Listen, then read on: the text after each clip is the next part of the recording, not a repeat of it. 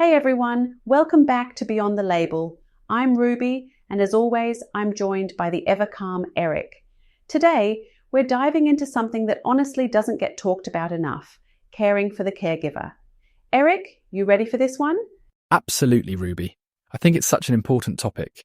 Caregiving can be incredibly rewarding, but let's be honest, it can also be exhausting, physically and emotionally. Sometimes it feels like you're running on empty, doesn't it? Oh, totally. And I reckon a lot of people listening are nodding along right now. I mean, the emotional load alone, worrying about someone you love, making sure they're okay, and then still trying to keep your own life together. It's a lot. And then there's the physical side, lifting, helping out, running errands, all that jazz. Exactly, and I think one thing that gets overlooked is self-compassion.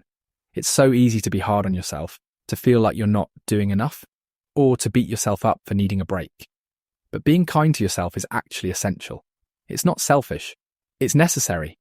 Yeah, and it's funny because I used to think self-compassion was just like a buzzword. But watching my mum care for my gran while working full-time, she'd get so down on herself if she couldn't do everything perfectly. I remember one night she just sat on the kitchen floor eating ice cream straight from the tub and said, "I can't do it all, Rubes." And I was like, "Mum, no one can." Sometimes you just need to give yourself a break, literally and figuratively. That's such a powerful image, Ruby. And it's so true. Recognizing that you have limits doesn't make you a bad caregiver. If anything, it makes you a better one. Allowing yourself those moments, even if it's just 5 minutes with a cup of tea, can make a world of difference. Yeah, and I think it's about dropping the guilt too. Like, you can't pour from an empty cup, right? I know that's a bit of a cliche, but it's spot on. If you don't look after yourself, you can't look after anyone else for long. Absolutely. And that brings us to the basics: physical activity, nutrition, and sleep. I know it sounds like the stuff you hear everywhere, but for caregivers, it's even more crucial. When you're constantly on the go, it's easy to skip meals or just grab whatever's quick, but your body needs proper fuel. Oh, for sure. And you don't have to go full-on marathon runner or anything. Even just a walk around the block or a bit of yoga in your living room, those little things add up. I mean, I tried yoga once and nearly fell over, but hey, it's the thought that counts, right? I can relate. For me, swimming was my thing. There was a period when I was under a lot of stress, and just getting in the pool for 20 minutes, it was like hitting the reset button. I wasn't training for the Olympics or anything, but it gave me space to breathe, you know? Yeah, and it's not just about exercise. Eating well makes a difference too. Like, I know it's tempting to just grab a bag of chips when you're knackered, but even just having some fruit or a sandwich with actual veggies can help. And water.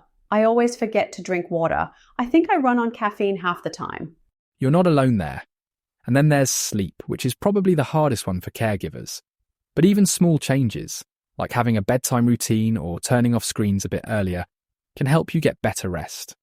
It's not about perfection, it's about doing what you can.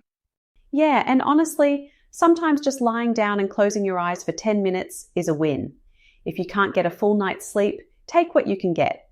Little routines, like a cup of herbal tea or reading a few pages of a book, can help signal to your brain that it's time to wind down.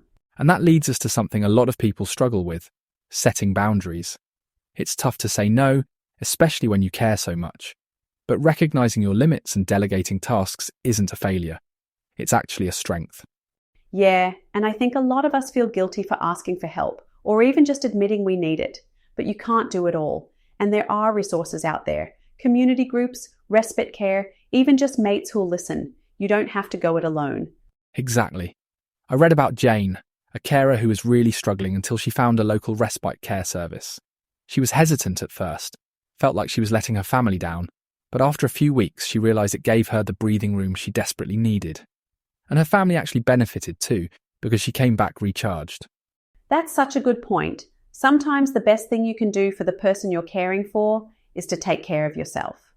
And connecting with others, whether it's a support group or just a friend who gets it, can make you feel less alone. Even just venting about your day can be a relief.